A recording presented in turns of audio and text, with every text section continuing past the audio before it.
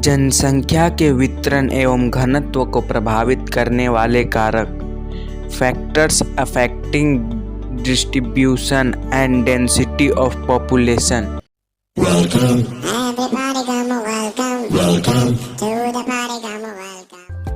जनसंख्या के वितरण एवं घनत्व को प्रभावित करने वाले कारक factors affecting distribution and density of population. किसी भी देश की जनसंख्या का वितरण एवं घनत्व वहाँ पाई जाने वाली जलवायु, प्राकृतिक स्थिति और भू साधन, भूमि की भरण पोषण की शक्ति और अवगमन के मार्गों की सुविधा आदि कारकों पर निर्भर करता है। अधिकतर लोग वहीं रहना पसंद करते हैं जहां उनको अपने जीविकोपार्जन के लिए विशेष सुविधा रहती है। अतः अधिकांश कृषि प्रधान प्रदेश में जनसंख्या का जमाव होता है, जहां कृषि योग्य उपजाऊ भूमि, पर्याप्त वर्षा तथा उचित तापमान और नम तथा समतल भूमि होने के साथ साथ आवागमन की सुविधा होती है। इसके विपरीत औद्योगिक देशों में जनसंख्या का निवास विशेषकर खनिज, औद्योगिक अथवा व्यापार केंद्रों में होता है। इसके अतिरिक्त कुछ धार्मिक, सामाजिक और राजनीतिक तत्व भी जनसंख्या को प्रभावित करते हैं। सामान्य रूप से जनसंख्या वितरण तथा घनत्व को प्रभावित करने में निम्नलिखित कारकों की भूमिका रहती है। पहला, उच्चावच। भारत में जनसंख्या के वितरण को प्रभावित करने वाले कारकों में यह सर्वाधिक महत्वपूर्ण है। देश के पूर्वोत्तर राज्य जम्मू कश्मीर, हिमाचल प्रदेश, उत्तराखंड आदि जो उच्चावच की दृष्टि से विषम है में जनसंख्या का अल्प जमाव मिलता है, जबकि उत्तरी मैदान में स्थित उत्तर प्रदेश, बिहार, पश्चिम बंगाल, पंजाब, हरियाणा आदि में जनसंख्या का वृहद जमाव मिलता है।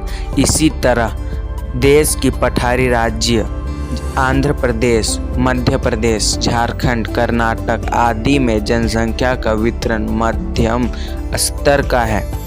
इस संदर्भ में यह उल्लेखनीय है कि भारत में समस्त नदी, मैदान तथा तटीय क्षेत्र जनसंख्या के विशाल संकेंद्रण क्षेत्र हैं। दूसरा, जलवायु। अनुकूल जलवायु मानव के क्षेत्र विशेष में रहने को आकर्षित करती है।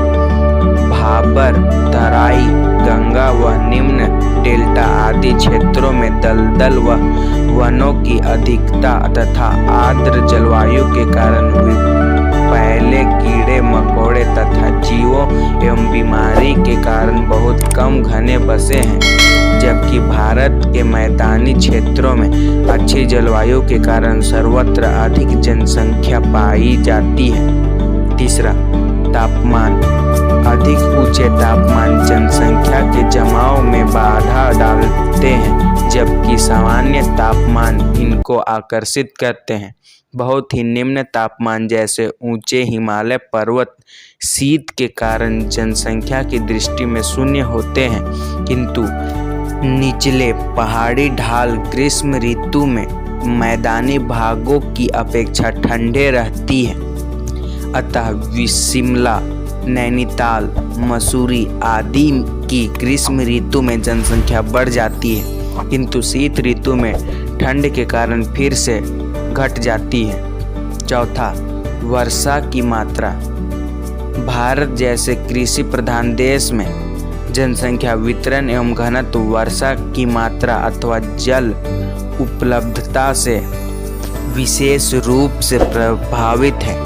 10 सेंटीमीटर वर्षा रेखा की पश्चिमी भाग वर्षा की कमी के कारण कम घने हैं, जबकि इसके पूर्वी भागों में घनत्व अधिक पाया जाता है। कम वर्षा वाले भागों में भी पश्चिमी उत्तरी मैदान, उत्तरी राजस्थान, पंजाब, हरियाणा आदि राज्यों में सिंचित क्षेत्रों के कारण जनसंख्या अधिक पाई जाती है। इसके विपरीत असम तथा हिमाचल प्रदेश में जल का निकास ठीक न होने से अधिक वर्षा होने पर भी जनसंख्या कम पाई जाती है।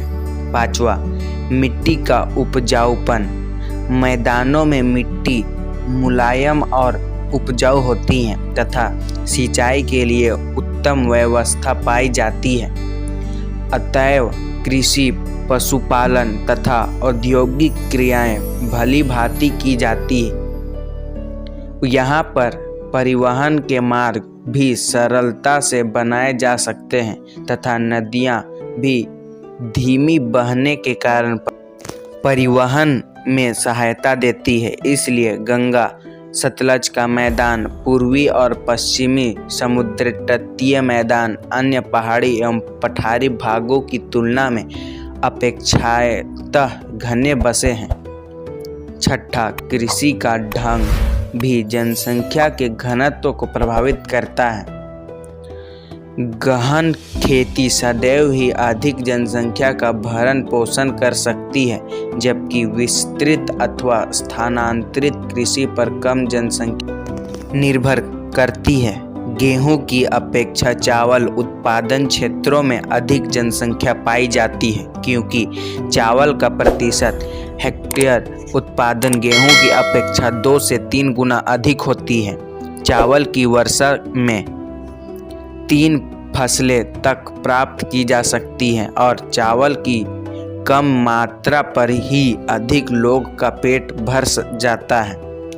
उन्नत तकनीक के प्रयोग एवं फसली कृषि द्वारा उसी भूमि पर सरलता से अधिक लोगों का भरण पोषण संभव है। सातवां, परिवहन के मार्ग एवं व्यापार।